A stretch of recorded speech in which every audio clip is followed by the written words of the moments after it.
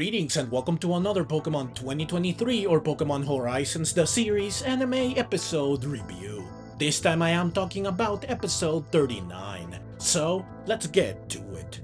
In this episode, Dot does one of her usual needle thing live streams. Unfortunately, her streaming setup explodes, which of course ends the stream prematurely, much to her dismay and Liko's concern. Friede soon announces that they will be stopping by Tetsuron Town to restock on materials. Molly reveals that this town is known for being an industrial and metalworking powerhouse, which is why Orla is so excited.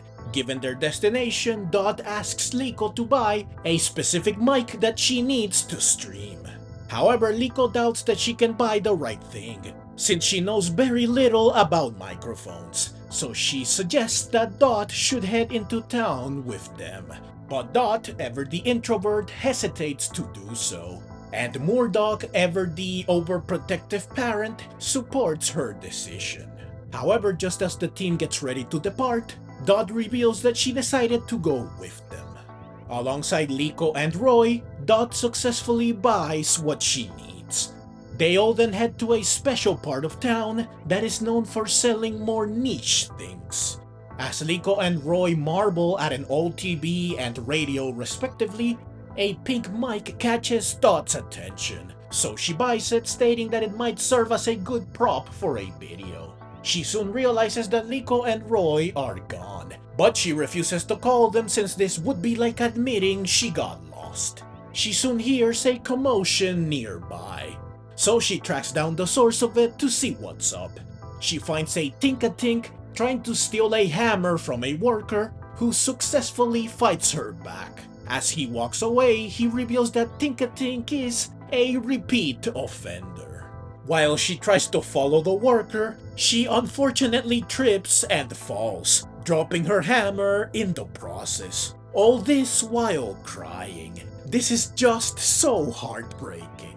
Thankfully, Dot lends her a helping hand. However, Tinkatink spots the mic Dot just bought. She proceeds to take it and she gets to work on it, hammering away, hoping to turn it into a hammer she is satisfied with. Despite having her mic stolen and destroyed right before her eyes, Dot is not angry. Instead, she encourages Tinkatink to create an amazing hammer. She then walks away when she hears Liko and Roy calling for her. While Tinkatink notices that Dot leaves and is clearly sad because of this, her dedication to her craft prevents her from following Dot until she is done putting together her masterpiece. Once her work is done, she follows Dot with dual hammers like she's playing Elden Ring. Dot and company return to the airship, where Murdoch welcomes them, overjoyed because Dot was able to successfully go shopping. He proposes that they have a party to celebrate. Meanwhile, something appears underneath the airship from underground. Said something sneaks into the airship and it sets its sights on the iron the team just bought, scaring the newest members of the crew in the process. I'm glad we got to see Mousehold again so soon. Sometime later, Orla excitedly wonders what she will work on first using the iron they bought. Much to her frustration, she finds that all the iron has been destroyed. She starts pointing fingers trying to single out the culprit, but everyone pleads innocent. Since iron is what was destroyed, Dot thinks of Tinkatink, but she soon discards her as a suspect when she spots an opening on the side of the airship, which the real culprit used to sneak in. Sure enough, Tinkatink is not the culprit, since she soon boards the airship after the crime has taken place.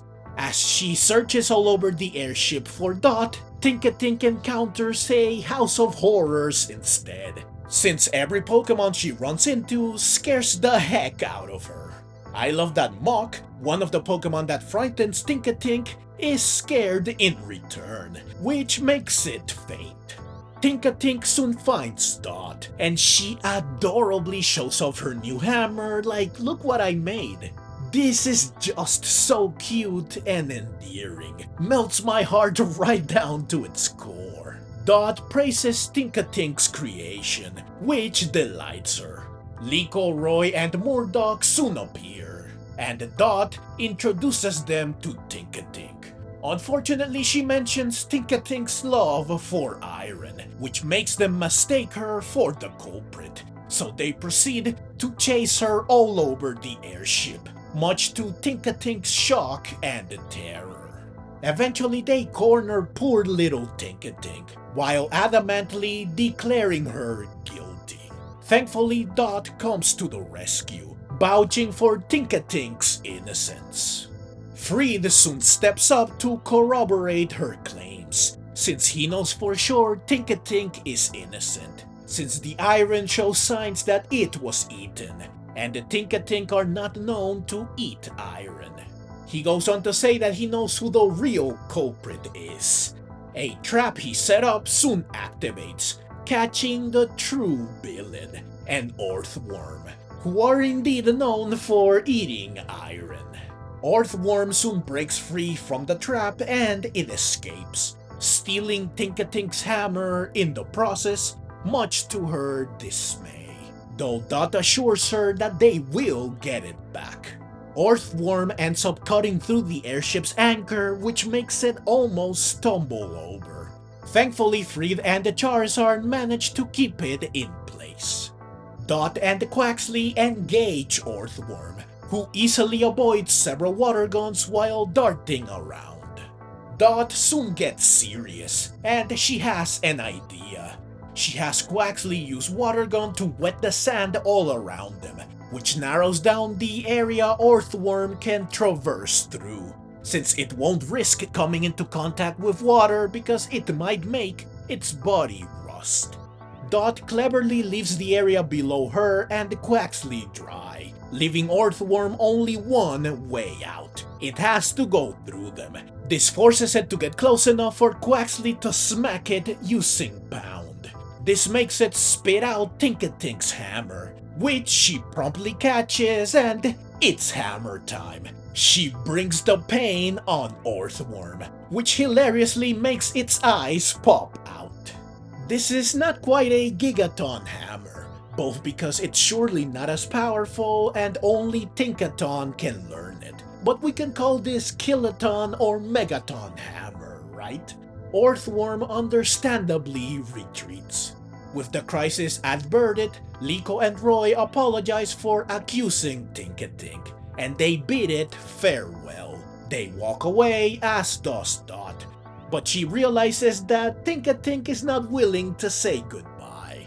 While Dot wonders what to say in this situation and if Tinkatink really wants to stay with her, Tinkatink assures her that she wants to go with her, and Quaxley shows her the only thing she can say in this situation by handing her a Pokeball. With the Pokeball in hand, Dot tries to make sure that this is really what Tinkatink wants, and she answers by leaping into the Pokeball happily. Dot then sends out her new friend and they happily embrace. Meanwhile, Murdoch tearfully says that children sure grow up fast. Sometime later, Dot does another livestream. She apologizes for what happened last time and she introduces her new friend, saying that she loves turning anything made of iron into a hammer. The episode ends with this proving to be all too true, as Tinkatink hilariously decides to use the zipper on the Nidothing outfit as material for her next creation, ending the stream prematurely. There was only one thing I wanted to see in this episode, which of course was Dot catching Tinkatink. It goes without saying then that I am extremely happy that this did happen. Now, I was sure that it was going to happen, but there was always the slight possibility that they would surprise us in a bad way, since in the past, there have been many cases where a character did not catch a Pokemon that they should have caught. I am glad that this time, they did not mess it up. Tinkatink is absolutely adorable. For sure the cutest Pokemon in Horizons thus far, and one of the cutest in the anime overall. She had me grasping my heart in endearment the entire episode. Such an innocent, cute, earnest, clumsy, and kind Pokemon should be protected at all costs. I cannot wait to see more of her, and while it might ever so slightly reduce her adorableness, I hope she evolves all the way into Tinkaton someday. Also, it's cool that she has a unique hammer, which makes her more special in a fitting way, since the hammer is what changes with shiny Tinkatink and its evolutions. I do wonder though what happened to the original hammer she had at first, since it was never seen again after she started following Dot while dual-wielding them. While it might be out of character, I would have loved to see Tinkatink remain with dual hammers. Finally, I love that this episode allowed Dot to grow even more as a character, and that Tinkatink was not the only Pokemon to make her anime debut. Earthworm was very funny in a cartoonish way, not just because its eyes popped out, but also because of how it taunted Tinkatink. So overall, this episode was absolutely amazing. Tinkatink being even more adorable and funny than I expected, Dot's meaningful character development, and the fact that they did end up as partners, plus Earthworm's surprise appearance, all make this a wonderful episode. The best one Horizons has had this year thus far. Though this is not really saying much considering the competition. But still, this episode was undoubtedly a marvel from start to finish. But that's the review and the video. Click on the links on screen now to see my reviews of the previous 3 episodes. I will see you over there. Thank you so very much for watching.